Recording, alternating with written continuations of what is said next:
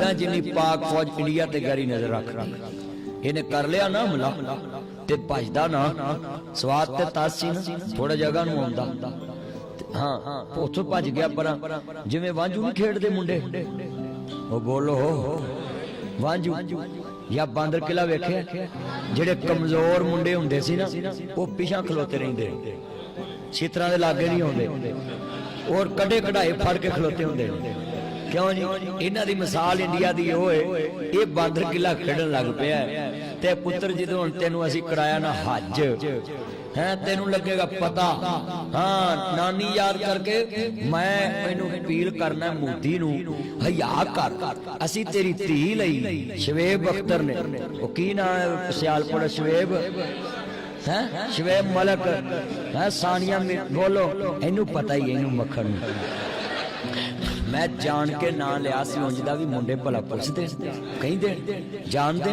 राती मैं सियालकोट ही सा, ओनू मैं मोदी नू कहना है कि कदी अपनी जवाइयां ते भी हमला कीता, चलिया नाले धी दित्ती उन्हां। साडे पंजाब दी एक कल्चर आ, पिंड दा जवाई पूरे पिंड दा जवाई है ते असीं तुहाडी धी लई है ते तुसीं पाकिस्तान ते हमला करके अपनी धी जालना चाहंदे। साडी इज्जत करो, पाकिस्तान तुहाडा जवाई भाई है, बोलो इंजी है ना।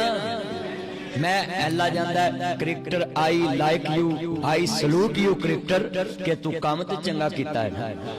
हाँ तुहाडे चों भी कोई इंडिया चों लिआएगा?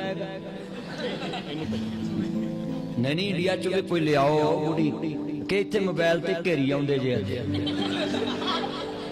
मैं इंडिया नूं कहांगा तू पाकिस्तान ते हमला करके पछताना है।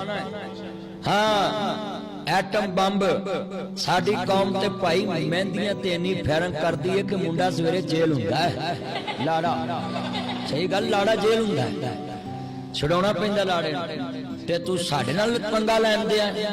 हाँ लिख लो पुत्र, जेब च पाला मोबाइल ते च की कढना, पालो जेब च। गल बड़ी वड्डी ऐने क्यों बई? पाकिस्तान दी जंग दे विच अगर इंडिया ने अटैक कीता ते 10 लाख रुपया पहलो मैं पाकिस्तान दे अकाउंट जमा करावांगा। तुसीं भी पाकिस्तान दा साथ देवोगे ना इंशाअल्लाह?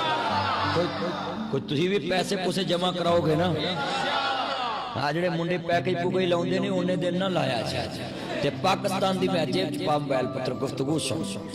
जिन्ने बैठे हो मैं 10 लाख का ऐलान किया है और इंशाअल्लाह एक इंडिया करे इधर हमला ते मैं लोगों को भी इकट्ठे करके ना ते फौज कही आना आप फड़ी जाओ ते बस इन्होंने तुन के रखो है। सही गल, क्या भी पाकिस्तान का साथ दोगे इंशाअल्लाह? हाथ खड़े करके वादा करो इंशाअल्लाह। अल्लाह ए कौम सारी है मेरे